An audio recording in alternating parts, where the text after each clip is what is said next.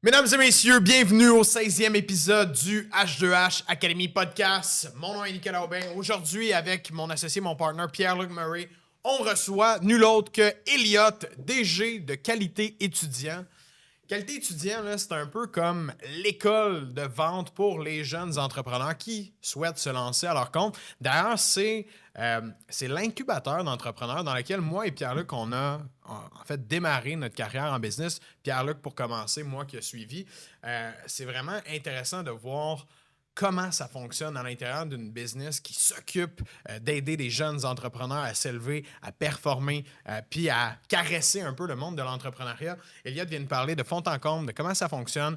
On a des bonnes questions pour lui. Il nous a donné des réponses vraiment intéressantes. Je vous invite à écouter ça attentivement. Peut-être que vous êtes un étudiant, un jeune entrepreneur qui veut se lancer à son compte, ou peut-être encore que vous avez des jeunes enfants qui souhaiteraient faire ça. Donc, si c'est le cas, je vous souhaite une excellente écoute. On se revoit après l'épisode. Je vous rappelle que cet épisode est commandité par nul autre que l'agence Ludique et Émile Gagnon, qui, à chaque fois, nous laisse tourner dans son magnifique studio dans lequel on peut recevoir 2-3 invités.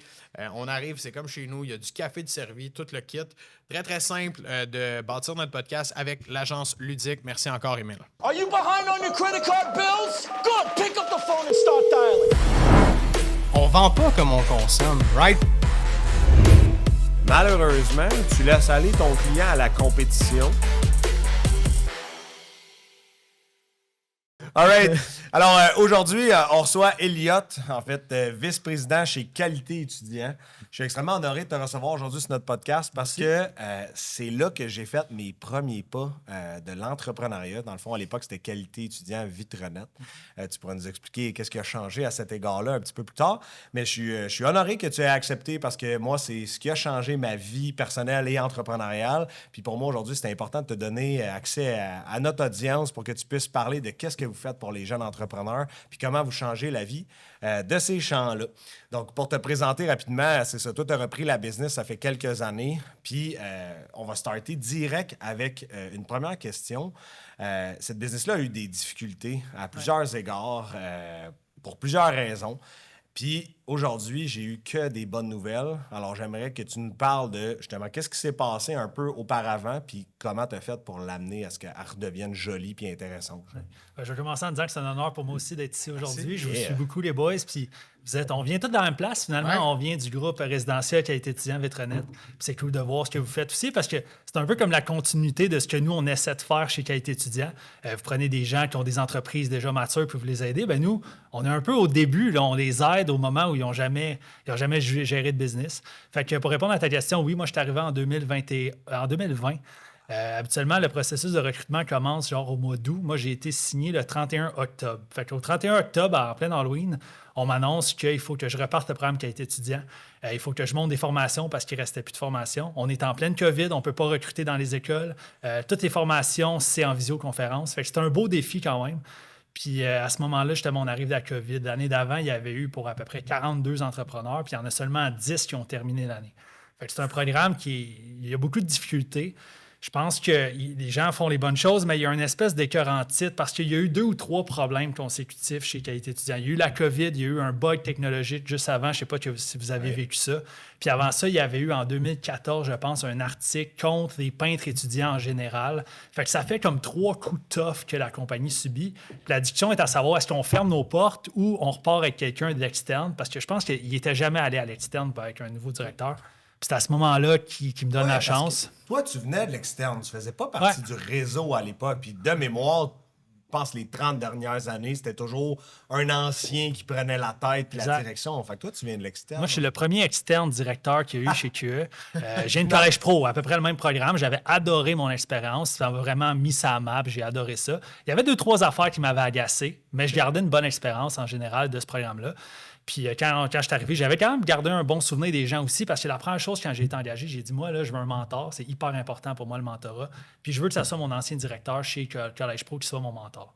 Fait que la première chose, la journée 1, j'avais un meeting avec Oli Gravel, qui est une grosse compagnie de construction maintenant. Puis c'est devenu mon mentor. Puis à partir de là, on a relancé la business, puis on est rendu où on est aujourd'hui. On vient de battre le record de tout. Je vais le plugger tout de suite en partage. Ouais, let's go! On l'a battu le record de tous les temps.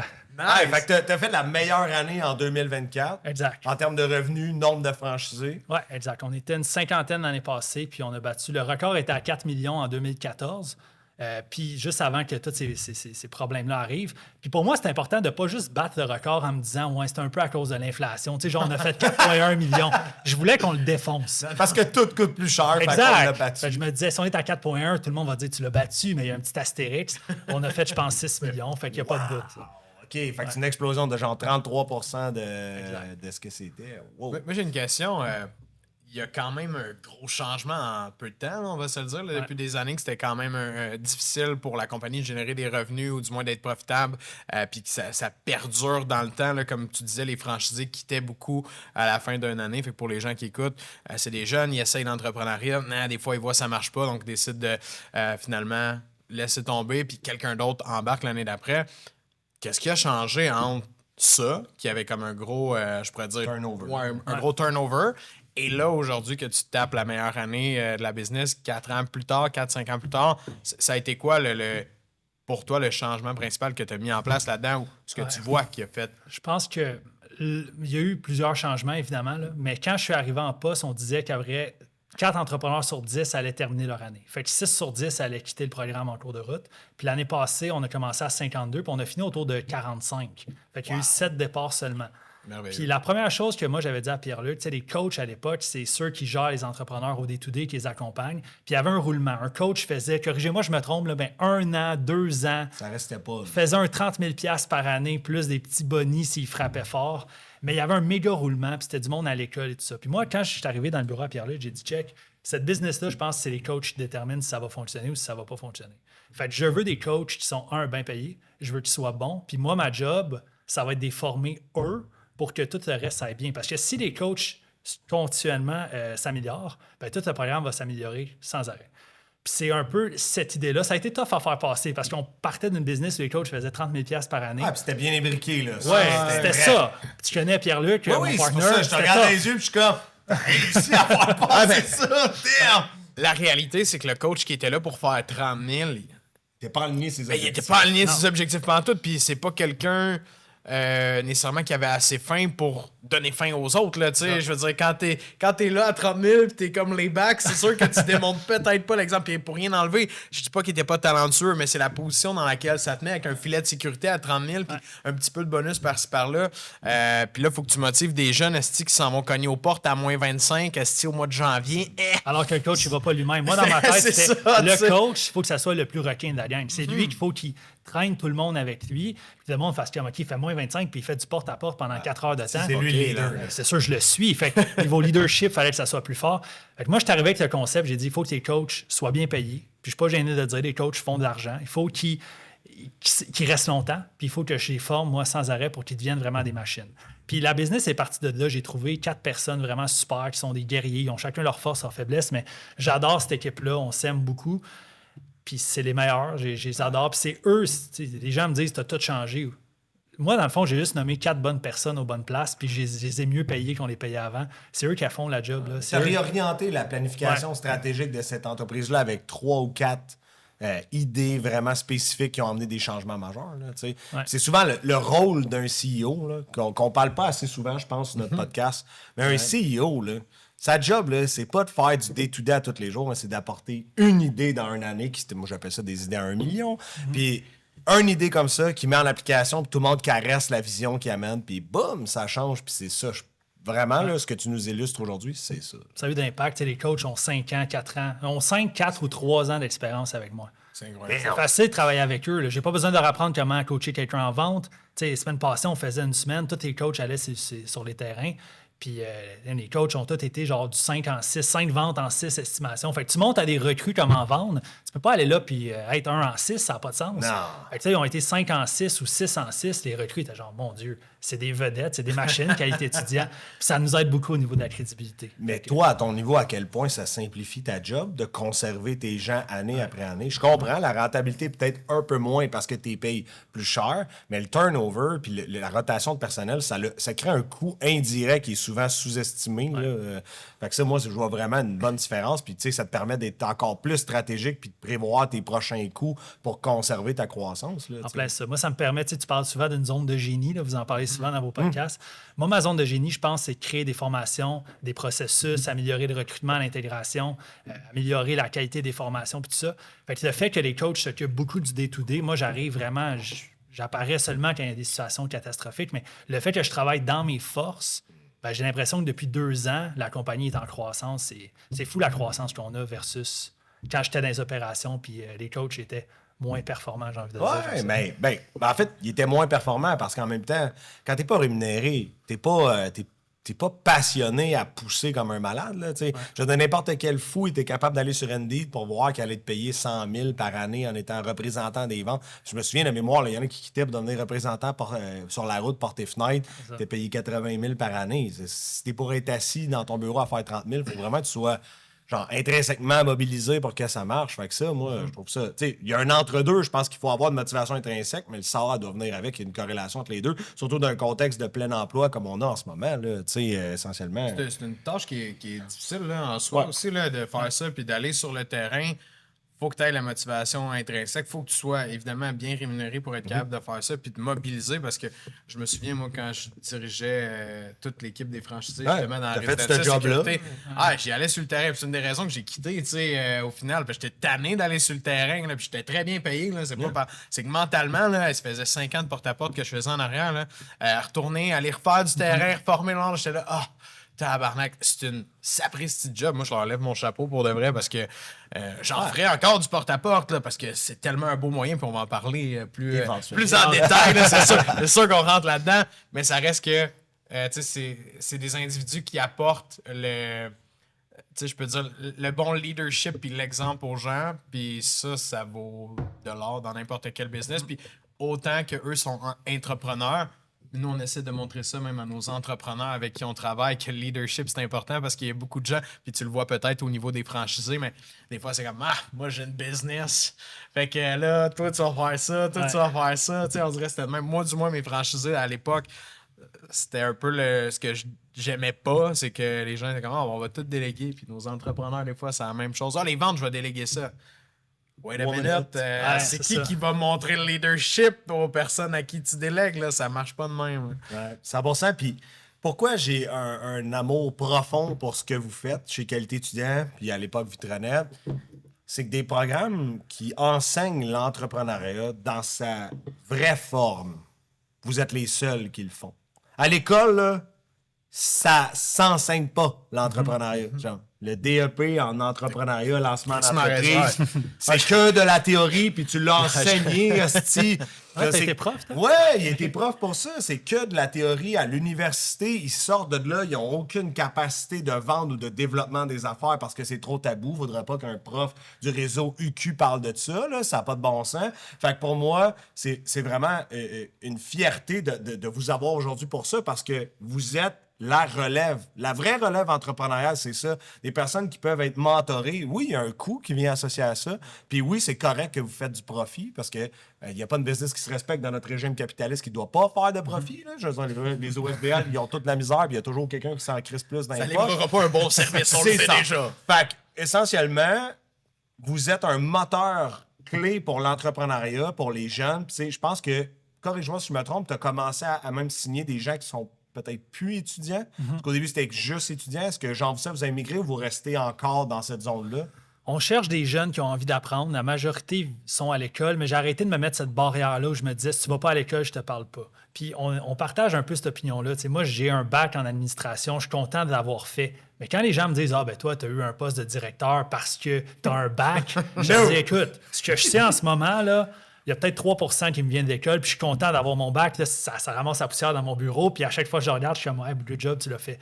Mais 97 %, là, c'est parce que depuis 17 ans, j'ai des business, j'ai roulé un paquet de compagnies, puis j'ai été chercher mon expérience comme ça. Puis c'est un peu la même vision que j'ai amenée. Je me dis, pas parce que tu n'es pas étudiant que tu ne vas pas réussir.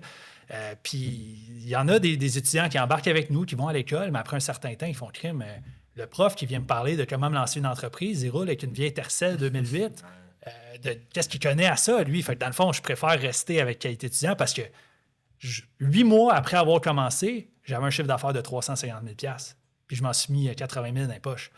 Ben, c'est quand même cool. Là. Un bord, tu payes pour aller à l'école pour apprendre semi. L'autre bord, tu fais 80 000 pour avoir géré une business de 350, être mentoré, coaché, puis tout. C'est ça. Je pense que c'est là qualité étudiant. Il y a de la théorie, mais c'est comme, tu apprends, puis ton examen, c'est pas de recracher de la théorie que tu as appris par cœur, c'est que tu t'en vas cogner des vraies portes. C'est ça, puis c'est à tous les jours, puis tu fais face à la musique à chaque fois. Parce que l'entrepreneuriat, puis c'est pour ça que j'aime beaucoup le parallèle avec le porte-à-porte puis l'entrepreneuriat, parce que la vente et l'entrepreneuriat se rapprochent beaucoup par rapport à ça, mais c'est qu'à tous les jours, tu dois te relever, t'habiller, repartir à la guerre, puis c'est ça, partir à la guerre, aller au porte-à-porte, ça te tente jamais d'y aller. T'es pas comme « Yes! » Ah, peut-être toi, là. Mais encore, tu sais. Je pense que quand tu comprends la logique du porte-à-porte, la théorie de c'est quoi du porte-à-porte, c'est de la prospection. Moi, j'en ai fait d'autres des domaines. J'ai une compagnie de tennis pendant un bout de temps, puis mes clients, c'était des municipalités. Okay. Moi, j'étais sur la Rive-Nord, puis c'est très segmenté le tennis. Fait que j'avais la Rive-Nord de Montréal jusqu'à dans ton coin à Joliette, puis tout ça. Mais des villes, j'en avais, mettons, 25 sur mon territoire que je pouvais atteindre, puis c'est tout. Fait que moi, là, si j'avais pu cogner des portes puis aller parler à des directeurs de villes, je l'aurais fait n'importe quand, mais ça me coûtait des milliers de dollars rentrer en contact avec ces villes-là. En peinture, puis dans d'autres domaines, là, des clients potentiels, moi, plutôt, on s'en va, là, on s'en va cogner sa rue, on va trouver 2 clients en claquant des doigts comme ça. Puis ça a coûté 0 $ à part du temps. Puis souvent, les gens le voient du porte-à-porte, c'est plate en 2025, mais c'est tellement pas coûteux comparativement à n'importe quoi d'autre. Puis, tu sais, j'ai des amis qui sont conseillers financiers ou qui font des hypothèques, puis tout. Puis ils me disent, je passe 40 heures semaine à faire de la prospection au téléphone. Yeah. C'est comme ça qu'on se lance une entreprise. Ces gens-là pourraient mettre 25 000 en pub sur Google. Ils vont se ruiner. Il y en a qui le font, ils vont se ruiner parce qu'en plus, ils ne savent pas vendre. C'est ça. Chez H2H, on est anti-pub pour les startups, pour les premières entreprises. Puis la raison est simple. L'allocation financière que tu vas mettre là-dessus compose un risque trop grand pour ton entreprise. Tu t'es pas fait les dents en vente, tu sais pas comment closer une vente, tu sais pas comment faire ça, puis là, tu es déjà en train de générer de la dépense pour apporter des clients potentiels. C'est ça. Puis l'ironie, c'est que trouver la bonne agence web qui va t'apporter les bons leads, c'est un autre skill. Okay? Je veux dire, la compréhension du marketing web.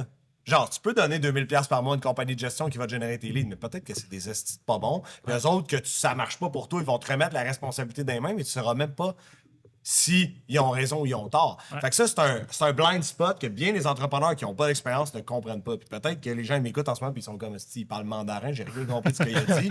Mais essentiellement, la provenance de ton client sur Internet que tu payes 50, 100$, ça ne veut pas nécessairement dire qu'elle est bien faite, elle est bien montée. Alors que le porte-à-porte ou le cold call ou le LinkedIn Outreach, il y a plein de choses qui peuvent être faites qui coûtent 0$. On le résume simple. Là. Tu startes, tu es en business. Qu'est-ce que tu as d'autre à faire que de prospecter du monde? Exact. T'as pas de clients. T'as rien à faire. T'as pas de production à faire. Je veux dire, tu sais, puis là, c'est là qu'on le voit le monde.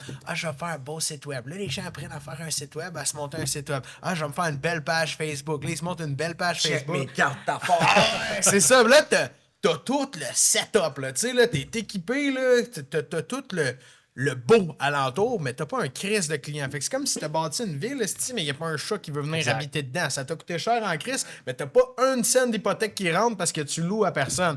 Fait que le point, puis pour ça que le porte-à-porte, moi, je trouve que c'est un des trucs que je suis le plus content d'avoir, ou du moins d'être en mesure de faire aujourd'hui, parce que on se dit souvent ça, mais tu sais, demain matin, là, je sais pas, tout pète, il n'y a plus rien qui marche, là.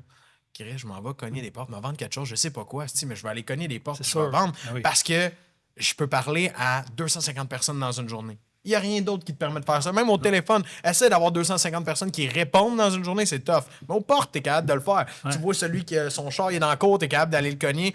C'est intelligent. Puis là, il y a des façons... Bon, je ne sais pas si on avait déjà parlé de ça sur le podcast, mais il y a des façons spécifiques que j'imagine vous ciblez des quartiers. Quand tu fais de la peinture, tu vas pas aller voir la maison flambant neuve qui n'a pas besoin de peinture, à moins qu'elle ait un patio, puis tu vas aller voir des patios, puis etc. Mais comme tu es capable intelligemment de choisir où est-ce que tu vas cogner, puis où est-ce que tu vas pas cogner pour optimiser ton temps. Mais c'est tellement un beau moyen. Puis comme tu disais, de vouloir payer, de vouloir mettre du marketing. On a l'impression que c'est parce qu'on est en 2025, c'est trendy. Faut, Non, mais en faut 1990, les gens voulaient pas plus y aller en porte-à-porte. Ouais. Ah, il voulait pas plus y C'est aller, mais il n'y a pas le aurait choix. trouvé que les flyers, puis il aurait trouvé que le réseautage c'est donc ben hot. Je veux dire, il y a un fondement profond là, ici, là, que c'est comme ils veulent pas sortir de leur zone de confort, aller déranger le client potentiel pour générer de la business. Mais un coup que tu masterises le porte-à-porte, c'est la résilience qu'il te faut pour réussir en affaires. Ouais. T'as réussi ça. il y C'est avait- là qu'on voit ceux qui veulent vraiment être entrepreneurs puis ceux qui ne le veulent pas. Parce que quand tu comprends ce concept-là, que tu vas aller chercher de la clientèle juste avec du temps, finalement, c'est ça. Là. Puis moi, je me rappelle quand j'ai commencé, j'étais un petit gars hyper gêné. Tu sais, je faisais des présentations orales à l'école. Là. J'étais gêné. Je pouvais ne pas dormir pendant des jours avant ça. fil. Puis il y a eu un avant, puis il y a eu un après. Pour vrai, le porte-à-porte, ça m'a mis sa map. Là. Yep. Tu sais, je suis devenu capable d'argumenter. Je suis capable de vendre mes idées. Ça m'a tellement dégêné. Puis aujourd'hui, ma job, c'est de parler devant du monde avec un micro devant toute la gang que. Avant, j'étais traumatisé de faire 5 minutes sur le pays de mon choix. Là. C'est magnifique, ça. Là, je dis pas qu'il y a juste le porte-à-porte, mais c'est le porte-à-porte qui a été ma claque d'en face de dire OK, tu vas devenir quelqu'un dans la vie, va chercher tes clients, t'es libre de ton destin. Puis, fait que voilà. Écoute bien ça. Là. Je vais te dire de quoi qui va te faire capoter. Là. Si tu savais le nombre de clients qui, après 3 ans est en business, me disent aïe, j'aurais aimé ça que quelqu'un me dise avant de dépenser toutes ces dizaines de milliers de dollars-là que j'aurais dû faire de la prospection active, dont du porte-à-porte, dont du cold call. Ça nous arrive à toutes les semaines. Toi, tu dois vendre l'idée à quelqu'un que faire du porte-à-porte, c'est une crise de bonne idée. Puis il te regarde comme si t'étais un fucking bizarre à cause de ça. Mais la réalité, c'est que moi, j'ai l'autre bord. J'ai des entrepreneurs qui sont fait échauder. Là. Je peux t'en nommer plein d'exemples. Tu peux être conseiller en sécurité financière. Je peux te parler aussi des courtiers immobiliers qui se font vendre l'idée que les leads vont rentrer par la porte d'en avant, puis ça coûte 4 000 par mois. On va faire des vidéos sur TikTok, rajoute un autre 5 000 par mois. Là, ils ont 100 000 de dépenses, puis il n'y a rien qui se produit. Ils n'ont pas vendu une job encore. Il n'y a rien qui rentre. Puis là, il arrive vers moi, puis je suis comme, tu t'es fait prendre par le jeu du marketing, puis d'un très bon vendeur qui t'a fait une promesse. Mais la promesse a peut-être tenu, mais tu n'avais pas le skill set pour pouvoir lender sa promesse. Fait qu'ils reviennent vers moi, on les remet au porte-à-porte. C'est une petite dégelée pour l'ego. Pendant 3 ans, tu penses qu'elle va lander, elle va partir. Puis là, je te renvoie au porte-à-porte. Mais, tu sais, moi, c'est pour ça que je suis comme... Ironiquement, les gens, s'ils pouvaient voir les deux côtés de la médaille, tu pourrais proposer davantage ton service, puis tout le monde l'achèterait plus facilement l'idée qu'il faut aller cogner des portes. Parce que donne-leur le choix de payer 100 000 par année, d'avoir aucune retombée, puis de pas faire d'argent, puis de bûcher comme un malade, puis arriver à pas faire d'argent.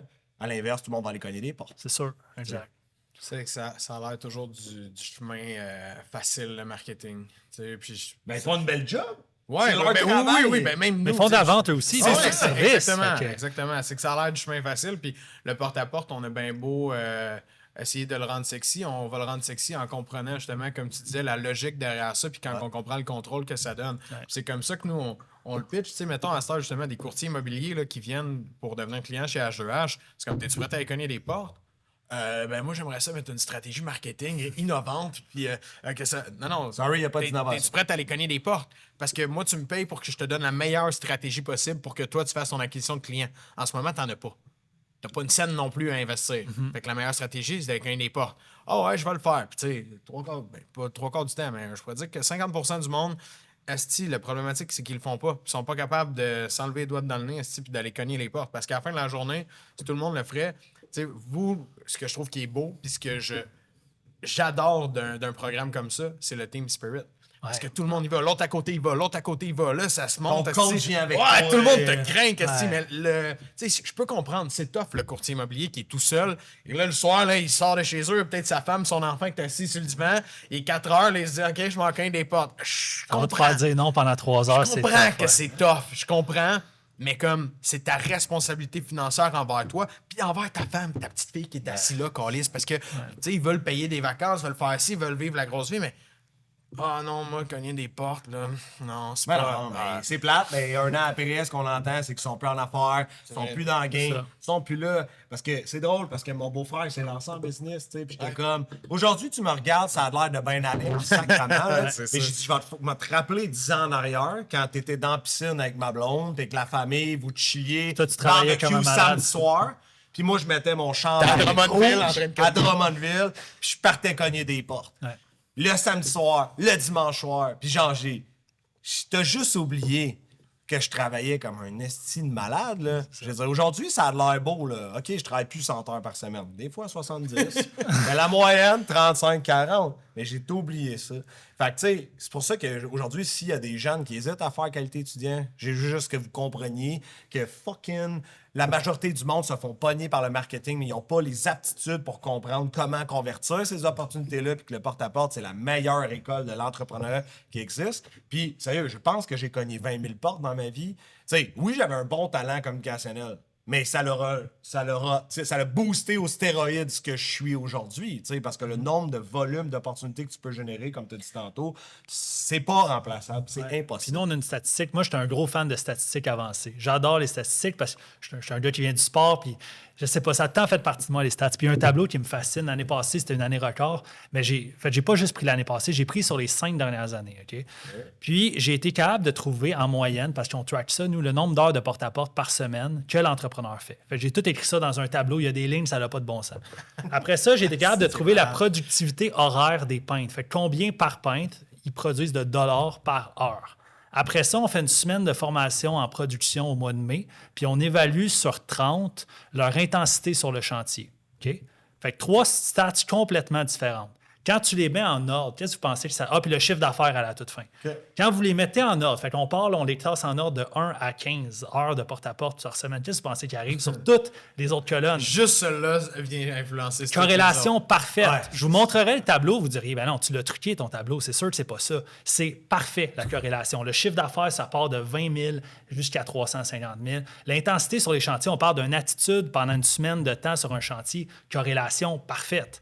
Fait que le fait de faire du porte-à-porte, c'est pas juste est-ce que la personne met ses bottes quand ça y tente puis es-tu bonne pour parler? leadership. C'est sur Tout tout le reste. business que C'est c'est. Puis si ça vous intéresse, je vous montrerai ce tableau-là qu'on pense qu'il est truqué, il n'est pas truqué. Fait qu'on arrive en séance d'information aux entrepreneurs, on le montre, puis on fait regarde. Voici c'est ça, là, être entrepreneur. Es-tu prêt à mettre les heures ou pas? Oui, tout va bien se passer. Point. Fin de la discussion. J'aime vraiment ton tableau que tu montres ça parce que tu viens. Ah ouais, moi je suis comme toi, ces stats comme ça. Puis juste d'être capable de démontrer ça, ça explique tout, justement, comme tu as dit, le leadership, mais juste le fait de mettre du temps. Tu sais, on parle pas de celui qui est le plus compétent, celui qui est le meilleur en vente, celui qui est le plus beau. Tu sais, ça n'a pas rapport. C'est vraiment juste le fait de faire cette tâche-là. Puis c'est ça pareil, tu sais, dans la vie, n'importe quel entrepreneur qui va toujours mettre plus, on pourrait dire, d'effort dans la bonne tâche, qui est la prospection, là, dans le cas présent.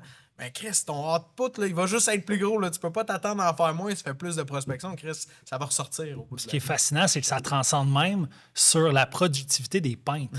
Puis moi, c'est là que ça m'a vraiment frappé. Fait que je me suis dit à quel point faire du porte-à-porte, ça va améliorer tes peintres. C'est quoi le rapport? Mais quand tu y penses, ça veut dire que le gars sur son chantier, là, il est allumé, il pousse, il jase avec le monde. Exactement, c'est un bon leader. Fait que je me suis vraiment dit, wow, on l'a la stats. C'est ça la statistique. Là. C'est es-tu capable de sortir? Puis ça veut dire qu'au 1er mai, je suis capable de te faire un tableau de qui va être bon en prod puis qui sera pas bon en prod, tout simplement. Tellement la corrélation est forte. Tellement elle est forte. C'est débile. Ah, c'est vraiment dopamine dans les veines, le porte-à-porte, les ventes, qui vient influencer tout le reste de la business. Ouais, Malade. C'est mes amis qui ont fait qualité étudiant, Vitronette à l'époque, qui ont réussi.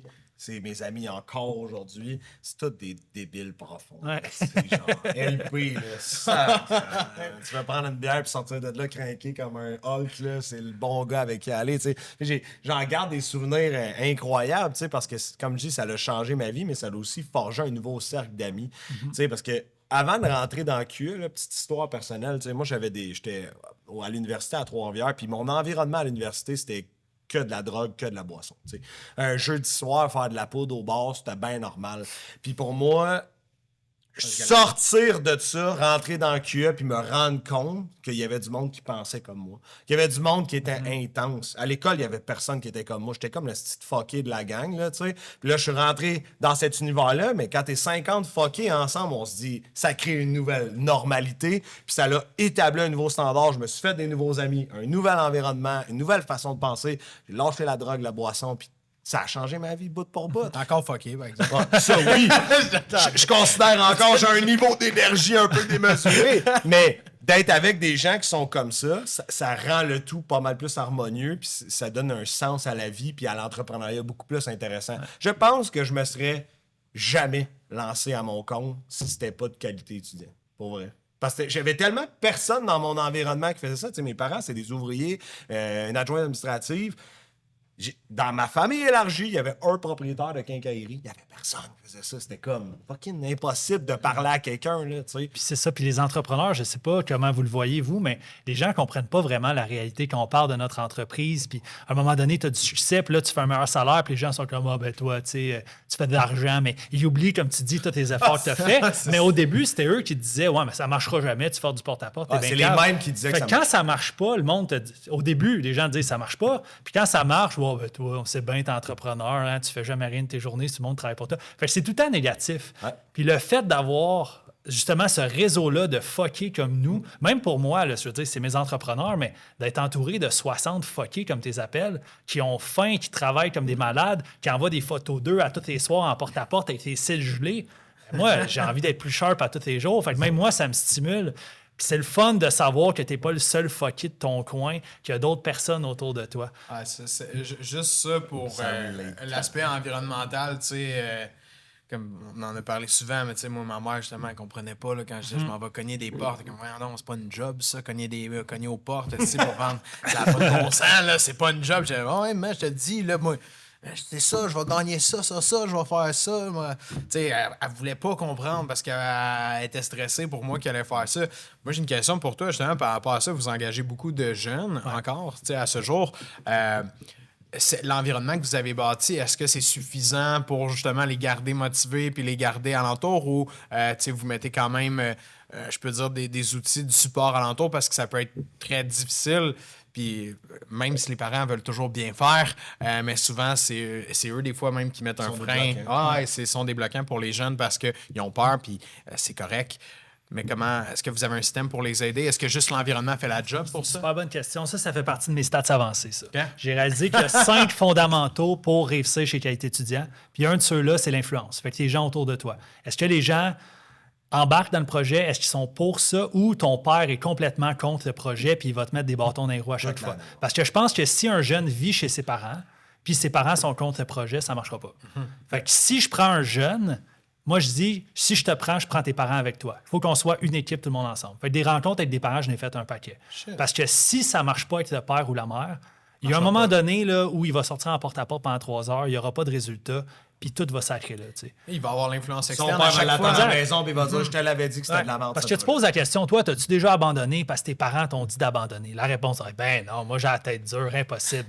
Fait que là, tu n'as pas le choix d'aller creuser beaucoup plus loin. Puis c'est pourquoi tu as lâché ton équipe de soccer en secondaire 4, puis là, on creuse, puis on creuse. Puis moi, s'il y a un moment où je sens que le père ou la mère va être capable de sortir son jeune parce qu'il ne comprend pas l'expérience, ben je vais soit rencontrer le parent, puis s'il n'est pas ouvert, on n'ira pas de l'avant. Tu l'introduis dans le process. Pas le choix. Il faut qu'il fasse partie. C'est incroyable. Il faut qu'il fasse partie de l'équation. C'est vraiment hot. Ça fait partie d'un de mes 5 fondamentaux. Pourquoi? Ben parce que dans mes 2 premières années, il y a beaucoup de gens qui ont quitté. Puis j'étais capable, à la fin de l'année, moi, j'avais une entrevue de fin avec eux, puis je leur disais, qu'est-ce qui a fait en sorte? Tu sais, t'es parti, c'est correct, je ne changerai pas ton idée. Mais pourquoi t'es parti? Explique-moi. Puis souvent, c'était une de ces 5 réponses-là, mais l'influence revenait très souvent. Tu sais, de dire, moi, je pensais, si quelqu'un me dit ça, moi, je pense que c'est une fraude, ça a l'air trop beau pour être vrai. Mais c'est pas trop beau pour être vrai. Ça fait 30 ans que ça existe. Je t'ai donné le numéro de téléphone de 15 personnes qui l'ont déjà fait. Des références. Si tu penses pas que c'est possible, on n'ira pas de l'avant parce que ça va finir par te rattraper, puis à un moment donné, tu vas lâcher. Fait que c'est hyper important pour moi, ça. Ah, c'est intéressant, la qualification que tu mets là-dedans. Est-ce que justement, tu rentres les parents tout le temps dans le processus dès que tu vois que ça dès le départ? Là, parce que tu as dit que tu... Mais tu as des questions qui t'amènent à le c'est faire. ça. J'ai des questions qui vont m'amener si, à un certain point, je juge que ça va... En partant, si tu es en bas de 18 ans, c'est sûr que je rencontre tes parents. Ça, c'est sûr. Après ça, si tu vis avec tes parents, puis tes parents sont contre le projet parce qu'ils en ont peur... Tu sais, tous tes parents font la bonne chose. Ils essaient de protéger leur enfant contre des situations. Fait que même moi, quand je vais être père, je vais probablement essayer de diriger mon enfant de la bonne façon pour l'amener à la bonne place. C'est ça. Normal, je me vois le faire, moi. Avec moi, ça a l'air un peu trop beau pour être vrai, ça. Mais si le jeune vit avec ses parents, puis je sens que ses parents vont être contre, c'est sûr que je les rencontre. Parce que je veux que tu sois dans mon équipe. Là, s'ils ont 23 ans, ils sont plus à l'école, sont en appart... Ouais, j'ai tendance à... sont plus indépendants, je vais là. laisser passer. Mais je suis tout le temps curieux de savoir ce que le conjoint ou la conjointe va en penser. Parce que c'est une décision, je pense, qui se prend à 2. De dire, je lâche tout, je me lance une business de peinture, je connais même pas la peinture, je me lance, je vais faire du porte-à-porte. Fait que pour moi, l'influence, l'environnement de la personne, c'est hyper important. C'est un beau système que tu as, je trouve, pour choisir du moins ou disqualifier des potentiels. Puis tu sais, la préqualification, nous, on la met partout, puis c'est bon pour toi, puis c'est bon pour eux, parce que même si tu ferais comme... Puis je me souviens d'une époque, puis même moi, quand je l'ai faite, là, je voulais signer tout le monde, esti, là, lui, esti, il y a un pouls, là, il y a de la drive, il y a un pouls, esti, il veut vendre, go, esti, je le signe. Tu te dis, au pire, ça marche pas. Oh ouais, c'est ça. pas la bonne réflexion. C'est pas ça. Exactement, ouais, mais finalement, c'est ça, avec du recul... Asti, moi, je me suis brûlé un peu en faisant ça. Là. Je mets du temps avec les mauvaises personnes, puis je veux plus que eux, tu sais, finalement. Puis c'est là que j'ai pas aimé mon expérience, moi, de gérer des franchisés, puis je voulais plus que toute la gang. Asti, c'est sûr que de m'amener. Puis il y a un effet d'entraînement qui se crée. Tu sais, mettons, présentement, là, je donne un exemple, c'est la semaine internationale de porte-à-porte qu'on appelle. OK. Fait que tout le monde sort en porte-à-porte, on veut des photos, il y a des prix, puis tout. Puis là, on veut les fameux plus, là, plus 8, plus 6. Fait que dans notre groupe Facebook, Messenger, je pourrais vous défiler ça, là, c'est des swipes complets comme ça de positifs. Fait que le message véhiculé, c'est que si ça marche pas pour toi, t'es marginal, t'es dans l'exception. Parce que tout est positif puis le groupe réussit. À l'inverse, si je remplis des chandails puis j'ai 250 personnes, ça veut dire qu'il y a encore mon 40 qui réussit, mais j'ai 210 personnes qui réussissent pas, par exemple. Qui écrivent rien. Fait que t'es marginal si tu réussis. C'est complètement différent le mindset. Fait que moi, je veux vraiment, c'est les bonnes personnes. Des fois, on se trompe, malgré les 5 fondamentaux. Of course, là, tu peux pas tout contrôler. Quand je te dis Ça reste un 45 sur être 52 l'année passée, ça veut dire qu'on s'est trompé 7 fois. Puis Donc, surtout, c'est peut-être pas une erreur. Ouais, il peut y avoir quelqu'un qui tombe malade Exact. en cours de route. Là. C'est Ça ça. peut être mon père, il est mort, resti, puis Ouais, ça il m'a peut arriver plein traumatisé. d'affaires. Là, il peut arriver plein d'affaires. Là. Fait que, tu sais, je veux dire, si on élimine les aléas de la vie, il en restait pas gros d'après moi. Là. Exact. Fait que c'est un peu le but, c'est de s'entourer de positifs, de gens qui réussissent, parce que quand tu réussis pas, tu te dis, OK, tout le monde réussit ici, c'est moi le problème. Fait que de remplir des chandails, d'avoir une trop grosse équipe pour ce que c'est, moi, je préfère avoir moins de monde, mais que ce soit les meilleures personnes. Ouais, parce que l'introspection n'est pas au cœur des priorités du monde, puis c'est pas appris allègrement à l'école. Fait que la première leçon entrepreneuriale qu'il va avoir pour la plupart des gens, c'est tu mets ton ego de côté puis tu vis de l'humilité. Si c'est tough, es-tu capable de te regarder dans le miroir puis savoir c'est quoi ton problème, là, tu sais? Puis la semaine passée, j'ai eu un coaching, un mandat avec un vendeur d'un de mes clients. Puis pendant 45 minutes, c'était de la faute du partenaire, c'était de la faute de telle personne. Puis à la fin, à un moment donné, je me suis tanné, puis les gens me connaissent, je suis cinglant en tabarnak. Puis toi, ta faute, c'est quoi? Toi, là, le fait que ça marche pas, là, t'expliques ça comment, Parce qu'ils genre? ont tous un point en commun, ces gens-là que tu viens de nommer, là. Ouais. C'est toi. Ouais, Le centre de ça. c'est ça. Fait que moi, ça me fait toujours bien capoter. Fait que moi, j'apprécie le fait parce que même nous, des fois, dans le processus de vente, on a des jeunes de 18-19 ans parce que l'entrepreneuriat n'a jamais été aussi accessible qu'en ce moment. Les médias sociaux, TikTok, les Reels, on voit plein de gens qui font la promotion de l'entrepreneuriat comme étant super bon. Puis c'est une nouvelle pratique qu'on a commencé, honnêtement. Tu sais, est-ce que tes parents sont impliqués dans le processus décisionnel? Parce que c'est quand même une somme considérable. Ouais. Toi, c'est une signature considérable. Ben, on les implique. Tu sais, puis ce qu'on se rend compte, c'est qu'il y a plus de parents qu'on le pense qui sont anti-entrepreneuriat, puis c'est correct. Mais tu sais, qu'est-ce que tu dirais à un parent qui hésite à encourager son enfant? J'imagine que tu dois avoir déjà tout ça, là, ces banques de réponses-là. Là, qu'est-ce que tu leur dis à ces parents-là qui hésitent? Parce que, by the way, notre audience, c'est genre 18-60 ans. Là, puis il y a certainement des parents qui vont écouter ça et qui hésitent à envoyer leurs enfants là. T'sais, qu'est-ce que tu aurais dit à ma mère? Parce que ma mère, en fait, moi, j'ai pas laissé réfléchir. J'ai signé à franchise, ça coûtait 25 000. Pas votre cas. Là. Moi, dans Residencia, ça coûtait 25 000 puis j'ai pas demandé son avis. J'ai fait le chèque, puis boum. Elle braillait, elle capotait. Mais tu sais, à l'époque, moi, j'étais stubborn red, puis j'habitais en appartement. Fait que j'avais pas vraiment besoin de son approval, mais elle était comme, t'es un fou. Je pense qu'aujourd'hui, elle dit plus ça. Mais je comprends vraiment la mécanique d'un parent qui veut protéger son enfant. Fait que c'est quoi ta réponse à papa puis à maman là, qui veulent. Ben, il faut que tu comprennes que ces parents-là, probablement, sont bienveillants. Ils font pas ça pour être négatifs, pour être méchants. Ils font ça simplement pour protéger leur enfant.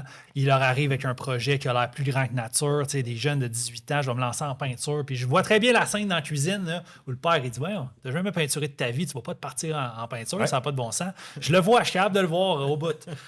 Fait que la rencontre avec eux, moi, la première question que je demande à ces parents-là puis aux jeunes, c'est veux-tu vraiment être entrepreneur? Est-ce que c'est quelque chose qui te passionne pour vrai, être entrepreneur? Parce que si tu veux pas être entrepreneur puis c'est un projet que tu veux essayer sur le coin de la table, probablement que c'est pas fait pour toi puis je vais te disqualifier d'une façon ou d'une autre. Mais si le jeune me dit, moi, là, je veux vraiment être entrepreneur, c'est ce que je veux faire dans la vie, il y a plusieurs façons de le faire, mais il faut faire comprendre aux parents que c'est la meilleure école qu'il peut y avoir. Tu sais, souvent, la deuxième question, chez moi, mais y a-t-il des risques de le faire? Évidemment qu'il y a des risques. L'entrepreneuriat, il y a des risques. Mais ce que je peux dire, c'est qu'on dit qu'un entrepreneur sur 10 à peu près réussit quand il se lance en affaires, quelque chose comme ça.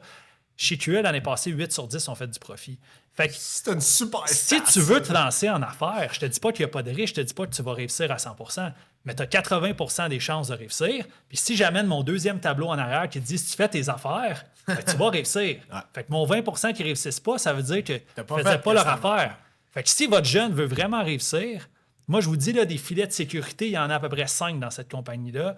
Les gens réussissent année après année. Si votre jeune veut vraiment être entrepreneur, c'est la place. En fait, vous devez l'envoyer avec nous parce que sinon, il va aller ailleurs puis il va se planter. Ouais. C'est un peu l'effet inverse que j'amène parce que mais si quelqu'un me dit « Oh, je veux pas vraiment être entrepreneur, je veux l'essayer, j'aime... » On n'ira pas de l'avant, ça ne marchera pas. Non, c'est ça. Fait que c'est comme ça que je Je suis répondrais. curieux, j'aimerais l'essayer. C'est ça. Ça, c'est un bon critère de disqualification. Là, Exact. Moi, je suis curieux, justement, comment vous faites vos processus de recrutement? C'est encore dans les écoles? Comment ça se passe? C'est quoi votre... Ça, combien de temps j'ai pour parler du recrutement? Prends le temps que tu veux. Prends le temps, on est bien encore. On n'est 10, pas en 15, urgence, là. Non. Mais je suis curieux de savoir ça parce que, de un, ben, il y a peut-être justement des jeunes qui sont dans ces processus-là ou que peut-être des fois se font approcher ou parce que sur le web, il y a plein de projets. Là, comme moi, j'ai commencé à faire des formations pour devenir vendeur web. Ouais. Puis j'ai beaucoup de jeunes qui viennent là-dedans. Puis des fois, moi, j'essaie de les disqualifier au maximum. Là, puis de faire comme c'est pas fait pour toi, va-t'en, parce que je pourrais pas te placer après si tu te donnes pas, évidemment. Puis il y a plein d'autres choses aussi. Il y a du monde qui vend des affaires de MLM, de e-commerce, là, deviens riche demain matin en te lançant en e-commerce. La Vous êtes crypto. compétiteur un peu de ça. Puis même moi, avec mon offre de devenir vendeur web, je suis compétiteur à votre offre que vous faites d'entrepreneuriat parce que souvent, ça va toucher une gamme de jeunes qui veulent quelque chose ou que des fois, ils ont consommé sur le web un peu puis là, ils sont dans le mood entrepreneurial. Fait que, comment ça se passe, justement, votre recrutement? Le recrutement. Hein, cette bête-là, le recrutement. C'est tout un projet de recrutement. Puis, tu sais, l'année passée, vous donnez une idée, on a généré à peu près 11 000 CV. Puis, on a sélectionné 40 personnes. Fait que l'espèce de funnel là, qui mène à un entrepreneur est énorme. On a parlé à peu près tout ce monde-là. Fait que ça prend un processus qui est extraordinaire pour arriver et dire je pense qu'on a pris les 40 meilleures personnes au fond de tout ça. Puis de C'est pas. un travail. C'est un travail. colossal. Puis de ne pas se dire trop souvent, lui, il aurait été bon, puis on l'a échappé. Ça aussi, c'est un défi, tu sais, de ramener les bonnes personnes. Parce que moi, j'ai pas l'impression qu'on close des gens. C'est pas ça. Non. C'est un partenariat. Il faut que la personne corresponde à toutes mes attentes. Puis il faut que la personne, ça y tente aussi d'embarquer avec nous. Fait que c'est un gros funnel, c'est un gros projet. On fait beaucoup de... Oh, je suis ce bébé là. Désolé, on a du bruit à l'extérieur. Je me demandais si je peux en parler, mais il crie fort. C'est très présent. On l'a peut-être entendu dans le micro. Fait que, premièrement, le premier apprentissage que j'ai fait, c'est que le processus de recrutement ne vient pas seul, il vient de son petit frère, le processus d'intégration. QE, à l'époque, était très, très fort sur le recrutement, n'avait pas d'intégration. Le onboarding. Exactement. Puis PL Godet m'a déjà dit « Je serais sûrement milliardaire si j'avais fait l'intégration que vous faites depuis 30 ans. » Parce que C'est bon. il a tellement perdu de monde entre la signature et la formation. Les autres, ils signaient 100 personnes, ils disaient on souhaite qu'il y en ait 50 à la première formation. Cette année, il n'y en a pas un qui ne s'est pas pointé à la formation. Fait que le recrutement, c'est un travail qui est quand même gros. Moi, je priorise beaucoup les références, c'est sûr. Ouais. Ça a toujours été le cas. Ça, on donne de l'argent pour les références parce que je préfère que QS, ça reste un petit groupe. Puis on a même ajouté maintenant un voyage de référencement. Fait que si tu référencies ton chum, l'année passée, on était à New York pendant 4 jours avec tous les référenceurs. Je sais pas si c'est un mot qui se dit, mais On va On va le prendre. C'est parfait. On le comprend tous le les sens. référenceurs, parce que l'argent, c'est une Mettez ça chose. dans la roue, s'il vous plaît. L'argent, c'est une chose, mais l'expérience, c'est encore... Tu peux pas manquer un voyage à New York avec tes chums. Fait que tu vas le trouver, le gars qui a envie de faire QE, que tu penses qu'il va réussir dans le programme. Fait que les références dans un rêve fou que j'ai, ça serait juste des références un jour, mais je sais que ça n'arrivera pas ce jour-là. Hein. Fait que ça, c'est une grosse partie. J'aurais 50% de mon monde qui vient de là. Le reste, c'est des écoles, c'est du Indeed, c'est du Facebook, c'est toutes les autres façons qui existent sur la Terre. On essaie de plus en plus d'aller dans les écoles, mais de la bonne façon. Je sais que dans... Au lieu d'être shaky, tasser le prof, puis... Exactement. Ça s'est fait, puis même moi, je paye encore le prix. Il y a des écoles où on est barré catégoriquement qui a été étudiant. On dit non, puis il fait non, c'est sûr que vous ne rentrez pas dans notre école. Fait qu'on est obligé d'avoir une approche qui est vraiment B2B, qu'on leur donne l'argent, puis qu'on veut y aller, puis on dit on a changé, là. On est rendu avec des bonnes valeurs. On veut juste rencontrer, on veut payer des beignes à tout le monde, du café, puis jaser 5 minutes au micro, là. Ben, c'est pas comme si vous aviez pas des bonnes valeurs avant. Je pense que c'était plus que la méthode était, La méthode était était pas bonne. agressive. un peu plus... Agressive un peu. ouais. Fait que, tu sais, on travaille, Sneaky. mais mettons à l'Université de Sherbrooke, je pense qu'on est à 6 ou 7 événements là-bas. Quand je vais à Sherbrooke, il y a des gens qui vont me reconnaître parce que je suis le DG de QE, c'est pour dire. Là.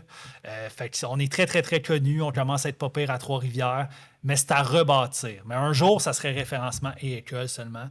Puis là, il reste beaucoup d'Indeed encore qu'on fait, que c'est plus tough parce que les gens ne nous connaissent pas du tout.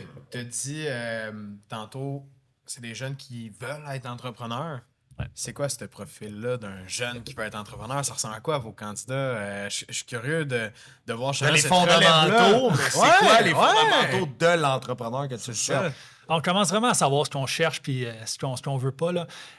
Souvent, ça va être des jeunes qui vont étudier en administration. Tu sais, le jeune de 18 ans que son père est dans le business, lui, il s'inscrit en gestion de commerce en se disant « Je fais ma technique, puis dans 2 ans, je me pars une méga business multinationale, puis je vais avoir du succès dans la vie. » Ces jeunes-là, c'est la candidature parfaite parce qu'ils vont réaliser avec le temps que leur gestion de commerce va les amener quelque part, mais va les amener au mieux gestionnaire, au pire commis comptable dans une compagnie. Puis il n'y a pas de saut métier, tout le monde est. Mais c'est des jeunes. pas entrepreneurs. Pas entrepreneurs, c'est sûr que non. Ils ne deviendront pas entrepreneurs avec une technique en gestion de commerce. Fait que c'est des jeunes qui vont le faire, puis nous, on est très présents dans des cas académiques, genre place à la relève ou des choses comme ça. Fait que c'est des jeunes qui en veulent plus que juste l'école, parce qu'à un moment donné, ils ont encore plus soif d'apprendre. Ils disent, je vais faire des compétitions académiques, je pense que je vais grandir plus. Puis là, nous, on est là, on les rencontre, puis finalement, ils font comme, OK, je pense que c'est l'avenue que je vais utiliser pour me développer encore plus dans le milieu des affaires. Fait que beaucoup de jeunes dans la gestion de commerce, on en a beaucoup. Sinon, les jeunes qui ne sont pas à l'école, c'est beaucoup des gens qui ont fait du dropshipping, qui font du day trading, qui ont essayé un paquet de stratégies pour faire comme j'ai pas fait d'argent. Fait que J'en ai perdu. J'en ai perdu, beaucoup. Fait que j'ai envie de me partir en affaires. C'est quoi les autres méthodes? C'est un peu un ou l'autre. Fait que tu as le collégial ou l'universitaire qui réalise que c'est très théorique. Puis j'aime l'école, on se comprend. J'ai aimé l'école. Mais qui réalise que c'est trop théorique. Puis tu as l'autre jeune qui est sorti d'école, qui a essayé à sa façon, puis qui n'a rien trouvé, puis qui se ramasse là. J'essaie de faire ça. Je trouve que vous offrez justement la plateforme parfaite pour quelqu'un qui manque de pratique, justement, puis qui n'a pas touché à ça, puis qui ne sait pas à quoi ça a l'air, mais qui a l'idée dans la tête, justement, puis qui a ça, parce que, tu sais, moi, je me souviens juste quand j'ai commencé avec toi, puis que j'étais passé de directeur des ventes à franchisé, ce jour-là que tu m'avais appelé. J'avais des frissons aussi à y penser. J'étais comme shit, c'est mon opportunité pour être à mon compte, puis tout. Puis, tu sais, j'étais à l'école à ce moment-là aussi. J'étais à l'UQTR, puis je voyais, tu sais, je commençais à visualiser, OK, c'est ça, gérer du monde, faire ça. Fait que je voyais déjà dans ma tête qu'est-ce que je voulais faire pour l'entrepreneuriat derrière. Fait que dès que j'ai eu la première opportunité, puis, of course, là, c'est pas comme sur les bancs d'école, pantoute. Mais tu es capable de relate quand même, puis de faire ah, tu sais, c'est cool, comptabilité, je vais m'en servir. Ça, c'est pas mal le cours que je me suis servi le plus, probablement. mais tu sais, tu es capable comme de. On dirait qu'il y a un purpose, puis qu'il y a une finalité, parce qu'au début, quand j'étais justement juste à l'UQTR, puis que j'étais juste directeur des ventes, je voyais pas les chiffres en arrière, je voyais pas comme le système d'embauche, je voyais pas comme tout le reste alentour de ça. Puis là, on dirait qu'en étant. OK, là, j'ai ma business. Mais là, tout l'aspect créatif, comme, a déclenché d'un coup. En tout cas, pour moi, parce que j'étais comme juste dans ma tête, là, je suis comme, OK, je vais étudier ça, OK, je vais faire ça. Là, tu vois toutes les possibilités, on dirait, quand tu pars à ton compte. Fait que je trouve que c'est la plateforme, comme je dis, qui laisse ça, puis vous encadrez super bien le monde. Fait que, tu sais, moi, j'avais PL qui m'encadrait, j'étais très bien encadré aussi, mais vous encadrez super bien le monde pour ça. Fait que s'il y en a des jeunes, moi, j'encourage fortement, en tout cas, tous les jeunes qui ont envie, justement, de se lancer, d'essayer, c'est pas la bonne chose, nécessairement, de le faire par soi-même, parce que de se partir à son compte, moi, je l'ai fait plus tard, là, je l'ai fait en 2019, en fait, après résidentiel, une année, je les appelle, je suis tanné, si je m'en vais, je vais me partir une business. Échec total. J'ai perdu 35 000 en dedans de 3 mois parce que je suis allé tout seul. Puis il me manquait encore d'expérience pour être capable de lancer une business par moi-même à 100%. Je le déconseille pour de vrai. À n'importe qui veut se lancer tout seul, là, pas de support, pas de mentor, pas d'environnement. Coach, non, fais pas ça. Ça va te coûter cher. Tu vas te casser la gueule. Le support que vous offrez puis tout ce qui est en arrière, c'est exactement ça que quelqu'un a besoin de passer à travers. Il a besoin d'avoir quelqu'un qui va y taper en arrière de l'épaule et dire « Hey, lâche pas, man. » Parce que quand tu sens faire ça tout seul, il n'y a pas un crise de chat. Puis même tes parents sont ça ils te voient faire ça en arrière. Mais là, vous autres, vous avez tout ce support-là, puis tu es capable de le checker, tous ces angles morts que la personne ne voit pas, vous les avez. Tu as juste à pour travailler ça. après ça. Exactement. La route est là, cours. Ouais, puis t'apprends au fur et à mesure de ça. Ouais. Tu sais, tu vas faire « Ah shit, j'ai pris une mauvaise décision. » Puis là, ton coach va être là. Effectivement, c'est une mauvaise décision. Comment tu vas virer ça de bord? Ah, je vais aller faire du porte-à-porte de plus samedi. Good, let's go. Tu sais, tellement hot. J'aurais une petite question pour la fin. Ouais. Dans le fond, on est devenu partenaire avec Gabriel Espérance, dans le fond, qui s'appelle Team Coach Gab. C'est notre nouvelle entreprise de fitness remise en forme pour entrepreneurs. Fait que j'aimerais savoir, est-ce que tu contribues quand même à ça dans ton réseau de franchise? Quelle est la place de la santé mentale, santé physique chez tes entrepreneurs? Parce que de mon souvenir, il y avait peu ou rien par rapport à ça. On mangeait sa route, puis on était vraiment pas aux avenues de bien manger, puis d'être très, très allumé là-dessus. Fait que j'aimerais t'entendre là-dessus. Est-ce que ça a changé chez vous? Pas mal. Ouais? Pas mal. Premièrement, moi, je suis un sportif. Depuis que je suis jeune, je joue au hockey, j'ai joué au tennis, je joue encore au hockey beaucoup. Puis le sport, ça prend vraiment une place importante chez moi. Puis j'ai réalisé avec QE, qui est une job quand même stressante, que si je fais du sport quasiment tous les jours, j'ai une gestion du stress qui est incroyable. Puis quand j'en fais pas, je me sens vraiment pas bien. Fait qu'à tous les jours, je me conditionne à faire du sport. Puis l'année passée, c'est une bonne histoire, ça. Je le conseille pas, mais on l'a fait, puis ça a bien été. Il y a un fou dans notre gang qui dit « J'ai vu un truc de 75 Hard. Ça vous tente-tu d'embarquer dans ça? » Puis moi, tout de suite, je dis non. Ça ne m'intéresse pas du tout. C'est une affaire de malade. Puis je dis je suis capable de prendre soin de moi sans rentrer dans un truc aussi fou. Puis je dis check. Finalement, là, si tu trouves 20 personnes qui embarquent dans ça, j'embarque moi avec. Puis le lendemain matin, 20 personnes avaient signé ce petit dépliant juste pour me voir faire le 75 Hard. Puis sur 20, je pense qu'il y en a genre 16 qui ont terminé. Quand même un beau score. Puis ça a complètement changé ma vision de la business, de la santé, Je pourrais vous en parler pendant 1 heure, juste des bienfaits. C'est malade. I know, mais c'est intense. Moi, je me suis promis de ne plus le refaire parce que ça... Je trouve que c'est difficile de soutenir un équilibre après avoir fait ça parce que tu es dans l'intensité énormément pendant 75 jours. Émile, qui est en arrière assis au mic, l'a fait aussi. Gros props à Émile. Ça a fait une transformation life-changing pour lui. Mais comme c'est facile, comme tu as dit, je le conseille pas nécessairement. Je comprends pourquoi, parce qu'en voulant dire, c'est pas nécessairement sain d'être sur le 75 Hard de 365 jours par année. C'est pas sain, mais ça change beaucoup de choses. Tu sais, vous avez une expression qui dit des croyances limitantes. Moi, depuis que j'ai fait ça, je suis plus capable d'entendre de croyances limitantes autour de moi, dans ma vie, dans ma business. Tu sais, des gens qui vont me dire « Moi, j'ai pas eu le temps » ou « C'est pas fait pour moi » ou les chiffres, je comprends rien à ça. Ça me fâche. Moi, c'est pas fait pour moi aller au gym. J'ai été 75 fois en 75 jours. Fait que, j'ai réalisé que le café, c'était pas bon pour moi. J'en buvais 6-7 tasses par jour. J'ai fait crème, le café. Ça me rend stressé, anxieux. Le lendemain matin, j'en buvais plus, puis je n'ai pas rebu depuis quasiment 6 mois. C'est des choses de même que dans ta tête, tu te dis, les gens vont dire qu'ils sont pas capables, mais ils sont capables. Fait que je reviens à ta question. Là. Ça, c'est rendu quelque chose de gros chez QE. Là, on embarque, puis je pense qu'on est 35 à le faire cette année. Wow. Et on est aussi aidé par le fait que les jeunes d'aujourd'hui ne boivent plus beaucoup d'alcool, ce qui est une bonne chose. Fait qu'avant, vos samedis soirs qui étaient des brosses, c'était des débauches complètes. Quelque chose dehors, là. Nous, c'est rendu des compétitions sportives. Excuse-moi. Le samedi soir, là, on est sur une méga compétition cette année, mais on va faire des compétitions de ballon chasseur, du diamant volé, de volleyball. Fait que le sport est vraiment poussé. On a des formations sur l'hygiène de vie. Parce que mon mentor Oli m'a tout le temps dit, là, la santé, puis prendre soin de soi, puis se développer, c'est hyper important si tu veux avoir une entreprise qui va bien. Une entreprise va aussi bien que son entrepreneur. Si tu manges la scrap, si tu prends pas soin de toi, tu seras pas bon au travail. Puis à l'inverse, j'ai pris conscience de ça depuis 2 ans. Peut-être un hasard, là, mais depuis 2 ans, je prends soin de moi. C'est pas un hasard. Je m'entraîne, je me forme, je lis des livres, je cours. J'ai perdu 25 livres l'année passée. ben soudainement, la business QA va beaucoup mieux. Je me dis, c'est pas Ah juste ouais, à mais- cause de ça. Non, mais si tu rayonnes par ton leadership et que les gens suivent cet exemple-là, parce que, tu sais, honnêtement, on s'est pas associé avec Gab pour le fun. Non. Moi, c'était Life Changer. Tu sais, on s'est vu il y a peut-être 12 mois. Tu me Ouais. dis, sacrément, le gros, t'as fondu. Puis aujourd'hui, encore mieux, encore plus en shape, encore plus d'énergie.